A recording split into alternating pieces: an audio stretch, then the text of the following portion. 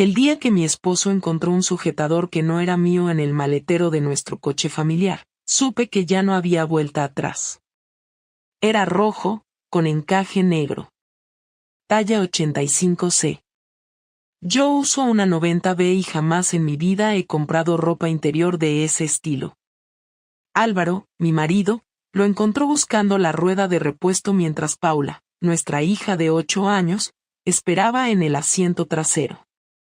¿Y esto?, preguntó, sujetándolo con 2 dedos como si quemara. Me quedé helada.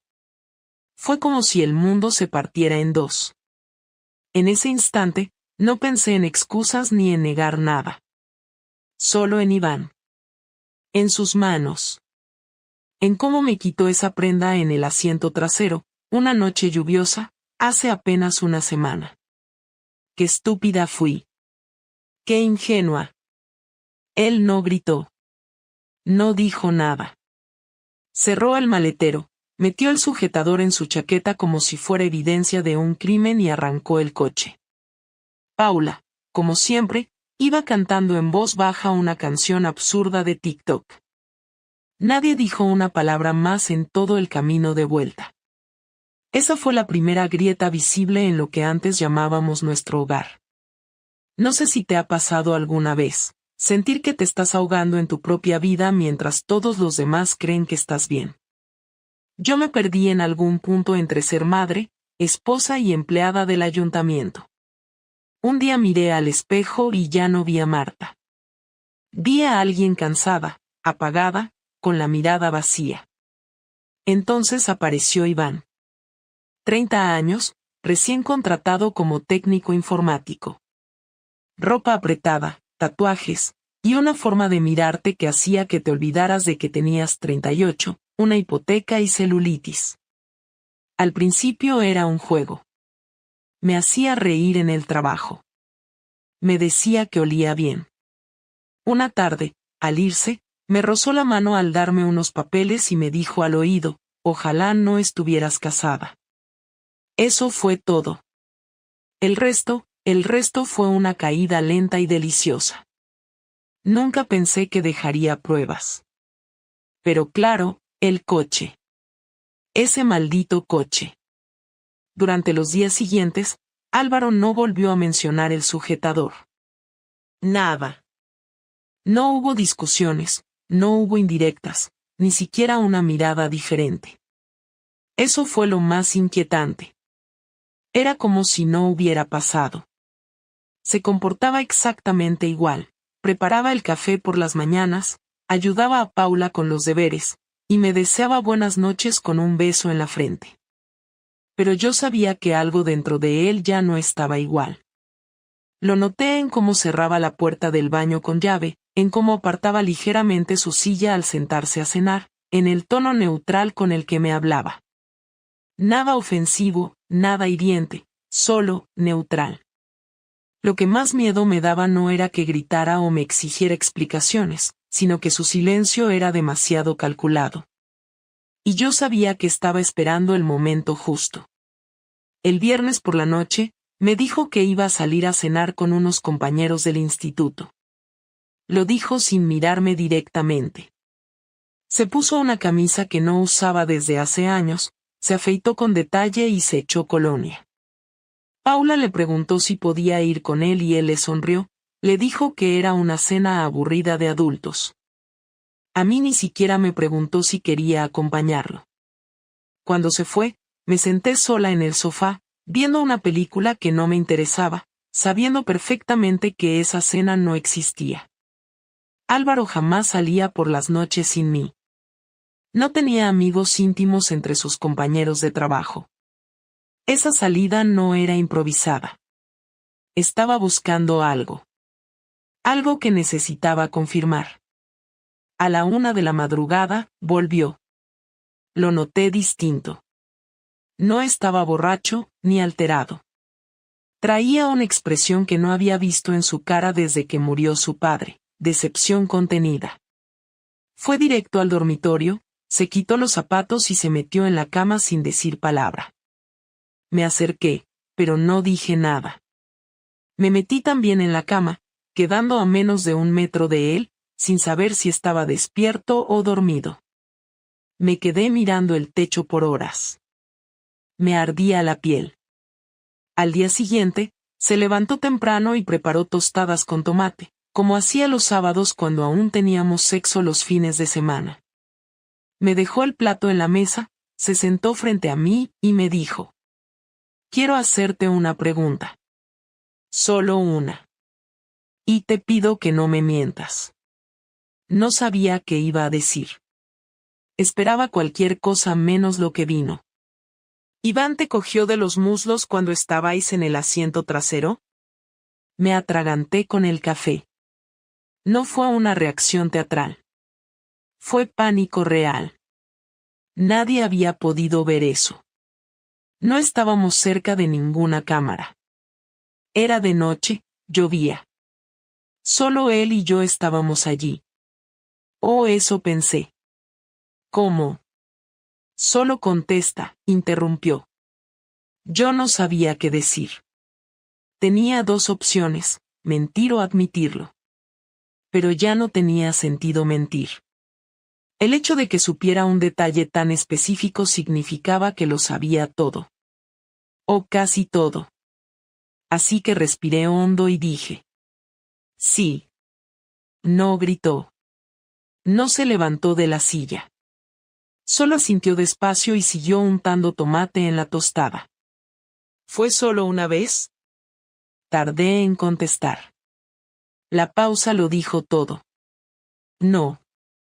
Guardó silencio. Yo también. Paula estaba en su habitación, viendo vídeos en el móvil. La casa se sentía como una bomba a punto de estallar, pero nadie sabía cuándo. Entonces él habló otra vez. «Tengo una grabación». Levanté la vista. ¿Una qué? Una cámara. Instalé una en el garaje hace 2 semanas. Pensé que alguien estaba abriendo el coche por las noches. Estaba equivocado. Me quedé sin aire. Lo miré, esperando una reacción. Pero Álvaro no lloraba. No se rompía.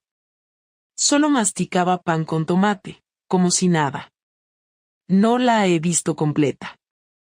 Solo el principio. Eso me bastó. Me incorporé un poco. Ya no sabía cómo sentarme, cómo mirar. Me ardía la cara, las manos, los oídos. Todo. Él terminó de desayunar, se levantó y lavó su plato. Yo ni siquiera toqué la tostada. «¿Qué vas a hacer?», pregunté finalmente, sin poder soportar más el silencio. «No lo sé todavía». Fue la respuesta más honesta que me podía dar. Y la más aterradora. Ese día no dijo más. Sacó a Paula al parque, comieron fuera, y volvieron al atardecer. A mí no me dirigió la palabra en todo el día.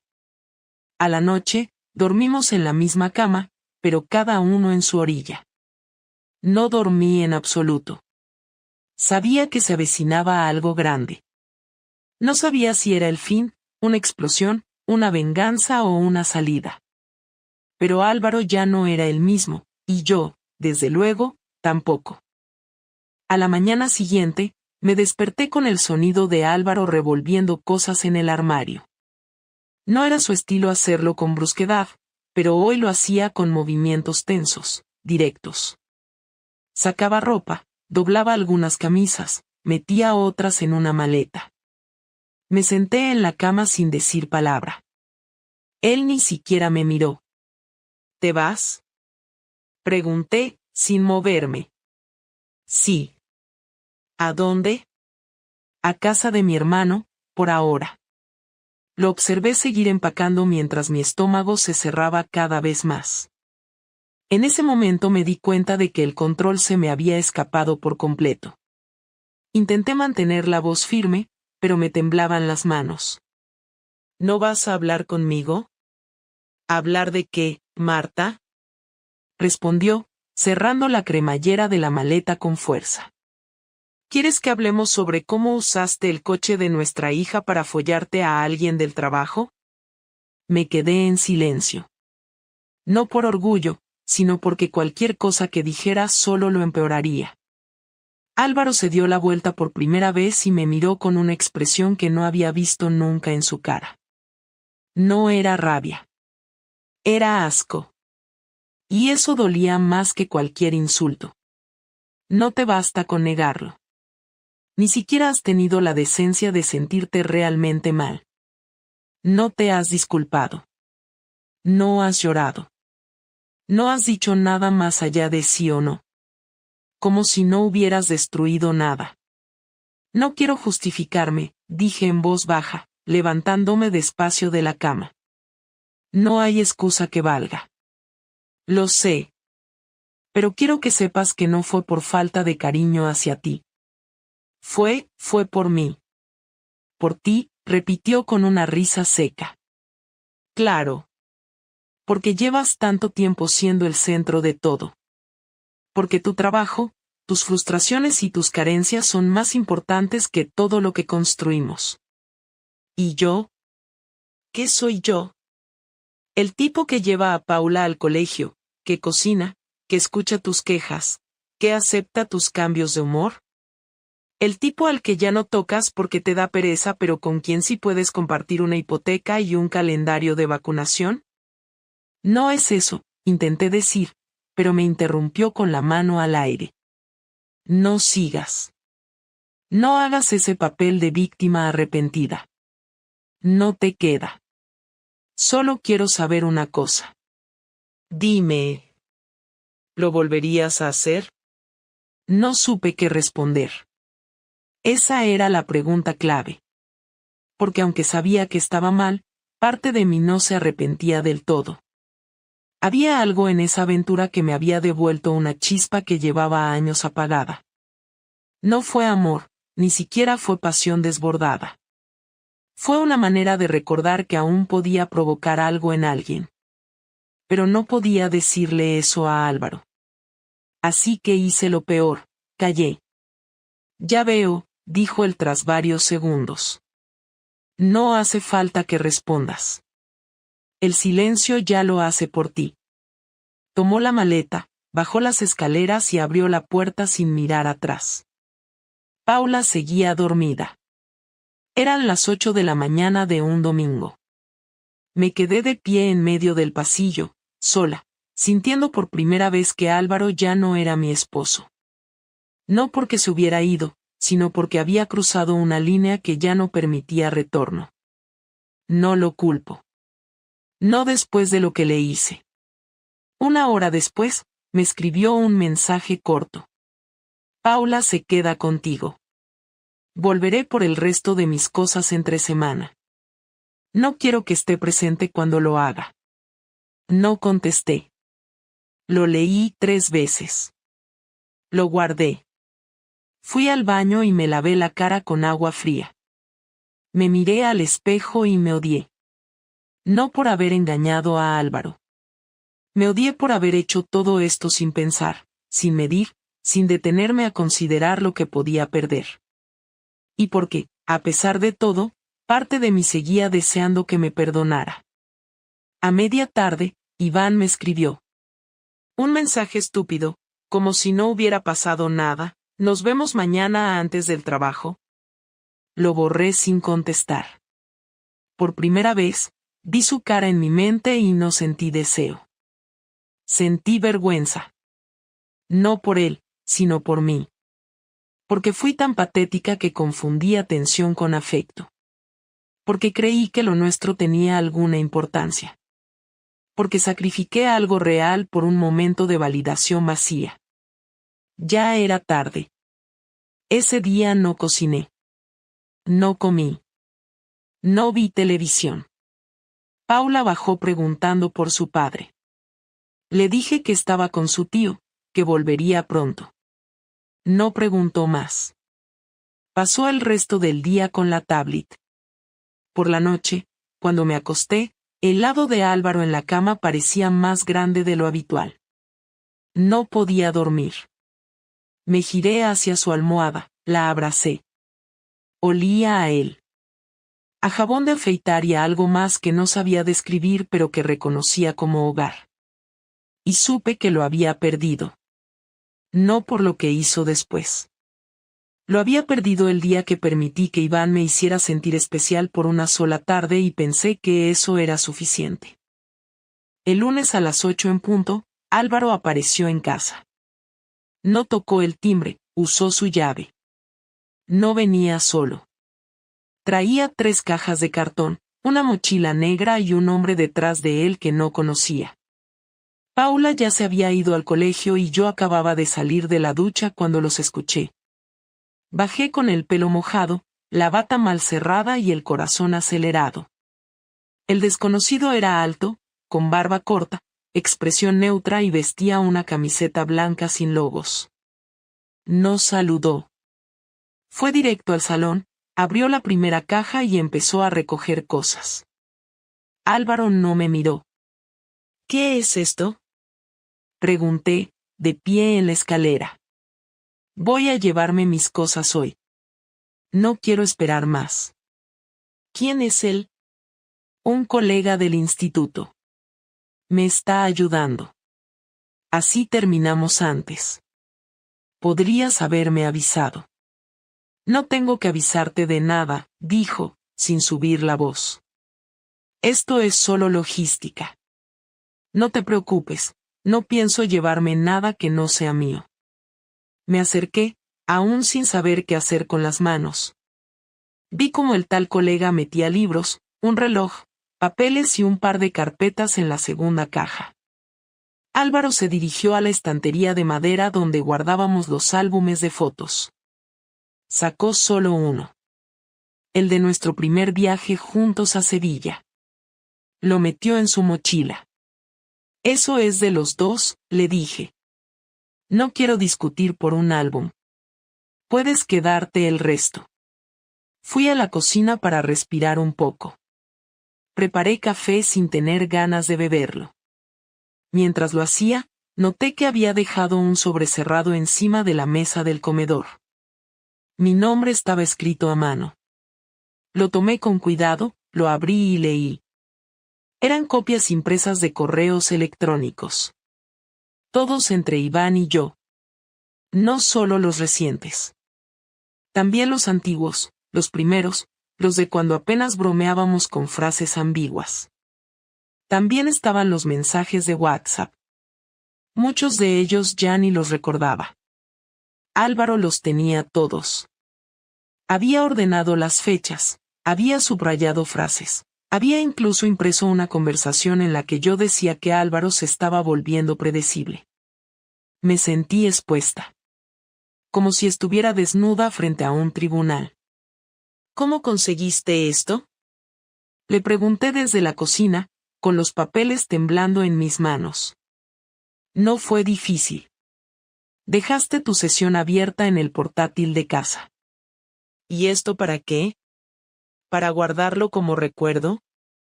Para entregarlo. Ya lo hice. En Recursos Humanos.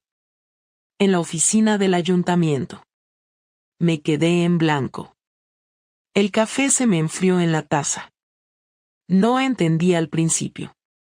Tardé unos segundos. ¿Qué hiciste? Lo que tenía que hacer. Informar que una administrativa y un técnico informático estaban usando el coche del ayuntamiento para encuentros personales. Uno de esos encuentros fue durante horas laborales. Hay cámaras en el aparcamiento del edificio. También usaste tu cuenta de correo institucional para hablar con él más de una vez. Todo está documentado.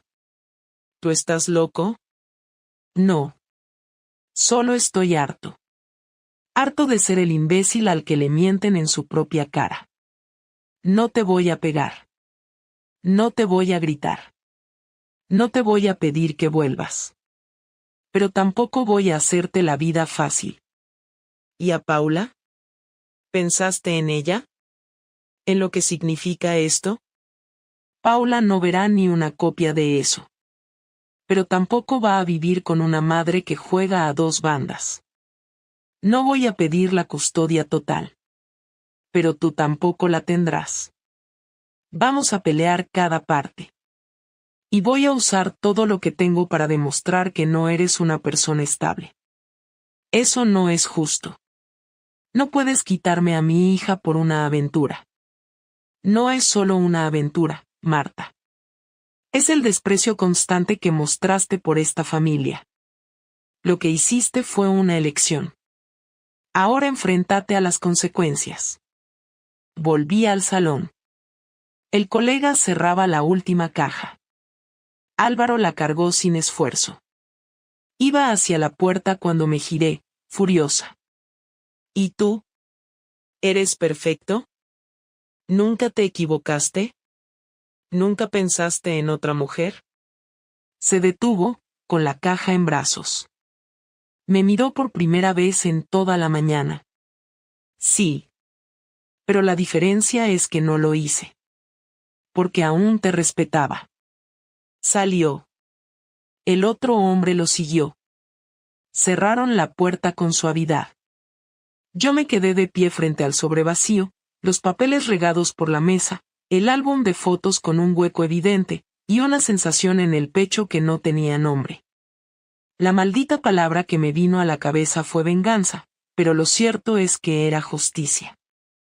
Una semana después de que se llevara sus cosas, Álvaro me pidió que nos viéramos. Fue él quien propuso el lugar, una cafetería en el centro, un sitio donde nadie nos conocía. Acepté sin hacer preguntas. Era un sábado por la tarde, Paula estaba con su prima en casa de mi cuñada y yo llegué puntual, nerviosa, con la boca seca y las manos frías. Él ya estaba ahí, sentado, sin café, sin móvil, sin ningún gesto que indicara incomodidad. Me acerqué, me senté frente a él y esperé. No me saludó con un beso, ni siquiera con un hola. Solo empezó a hablar, como si no hubieran pasado días desde la última vez. Quiero que dejemos las cosas claras. No voy a hacer esto más largo de lo necesario, pero necesitamos una decisión definitiva. No podemos seguir así, en esta especie de limbo donde tú finges que estás bien y yo finjo que no me importa lo que hiciste. No estoy fingiendo que estoy bien, respondí, bajando la mirada. Da igual. No vine a hablar de eso. Vine a saber qué piensas hacer con el divorcio. ¿Tan seguro estás de que no se puede arreglar? Le pregunté, sabiendo la respuesta. No se trata de si se puede. Se trata de que no quiero. No confío en ti. No me nace dormir a tu lado ni mirar tu cara por las mañanas. Y no pienso pasar los próximos años fingiendo que esto es un matrimonio solo porque hay una niña de por medio. Paula no tiene la culpa, le dije. Lo sé. Por eso vamos a hacer esto bien. No quiero discutir la custodia. Quiero que tenga estabilidad. Podemos hacer semanas alternas, pero ella se queda en la casa. Tú y yo rotamos. Una semana tú, una semana yo. Así no tiene que moverse, ni cambiar de colegio, ni cargar con nuestras decisiones. Me quedé en silencio. No esperaba eso. Pensé que querría llevarse a Paula o dejarla completamente conmigo. Pero esto me parecía más justo de lo que podía soportar. ¿Y si yo no acepto eso? Entonces vamos a juicio. Y uso todo lo que tengo. No solo los correos. También los informes del psicólogo escolar que dicen que últimamente Paula está irritable, distraída, más agresiva. Voy a argumentar que todo comenzó cuando tú empezaste tu relación. Y que eso te hace una influencia negativa. Y tal vez lo consiga, tal vez no, pero te aseguro que te voy a desgastar cada día hasta que cedas. No quiero llegar a eso, le dije. Lo miré con los ojos vidriosos. No puedo creer que todo esto nos haya llevado a esta mierda. Yo no soy una mala madre. No lo eres. Pero sí fuiste una esposa desleal. Y eso tiene consecuencias. ¿Y tú? ¿No has pensado en nadie más? ¿No has sentido nunca el impulso de salir corriendo? ¿De estar con otra? Sí, claro que sí. Pero no lo hice. Y no por miedo. No lo hice porque aún creía en nosotros. Porque pensaba que valía la pena esperar a que las cosas mejoraran. Pero tú no esperaste. Tú buscaste afuera lo que no supiste pedir dentro. No me lo hacías fácil, le dije, esta vez con más firmeza. Dejaste de verme. De tocarme. Todo era rutina. Todo era lo mismo. Cada día. Cada noche. ¿Y por eso cogiste a un chaval del trabajo y lo metiste en nuestro coche? ¿En nuestro garaje? ¿Con nuestra hija durmiendo arriba? No respondí. No podía. Tenía razón. Lo peor de todo es que ya no intentaba justificarme. Solo quería que, de algún modo, me entendiera. No fue amor, Álvaro. No era él. Era lo que sentía cuando él me miraba. Como si aún existiera. Como si aún valiera algo. Pues ahora vales menos para mí que nunca. Me quedé callada. Me dolió. Pero no me sorprendió.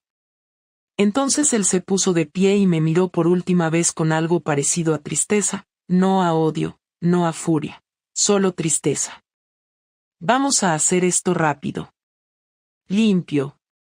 Sin ensuciar más a Paula. Yo mando los papeles esta semana. Tú los firmas y empezamos a vivir en paz. O al menos, separados. ¿Y eso es todo? ¿Así se acaba? No se acaba ahora. Se acabó hace meses. Tú solo le pusiste fecha.